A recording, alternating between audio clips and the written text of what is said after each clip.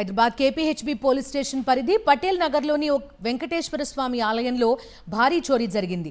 ఆలయ మూల విరాట్కు సంబంధించిన ఆభరణాలు దొంగలు అపహరించారు. సుమారు 50 లక్షల రూపాయలకు పైగా విలువ చేసే 15 తులాల వెండి ఆభరణాలతో పాటు 3 తులాల బంగారు ఆభరణాలను ఎత్తుకెళ్లారు. అర్ధరాత్రి 12 గంటల తర్వాత దుండగులు గుడిలోకి ప్రవేశించి చోరీకి పాల్పడ్డారు. తెల్లవారుజామున ఆలయాన్ని తెరిచిన పూజారులు చోరీ విషయాన్ని గుర్తించారు.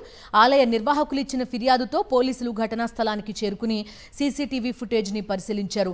ఘటనపై కేసు నమోదు చేసి దర్యాప్తు చేపట్టారు.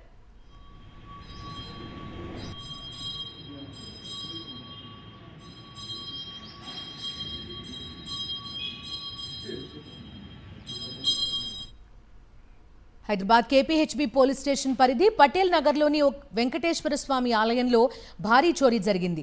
ఆలయ మూల విరాట్కు సంబంధించిన ఆభరణాలు దొంగలు అపహరించారు. సుమారు 50 లక్షల రూపాయలకు పైగా విలువ చేసే 15 తులాల వెండి ఆభరణాలతో పాటు 3 తులాల బంగారు ఆభరణాలను ఎత్తుకెళ్లారు.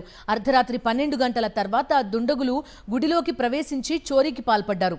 తెల్లవారుజామున ఆలయాన్ని తెరిచిన పూజారులు చోరీ విషయాన్ని గుర్తించారు. ఆలయ నిర్వాహకులు ఇచ్చిన ఫిర్యాదుతో పోలీసులు ఘటనా స్థలానికి చేరుకుని సీసీటీవీ ఫుటేజ్ ని పరిశీలించారు. ఘటనపై కేసు నమోదు చేసి దర్యాప్తు చేపట్టారు.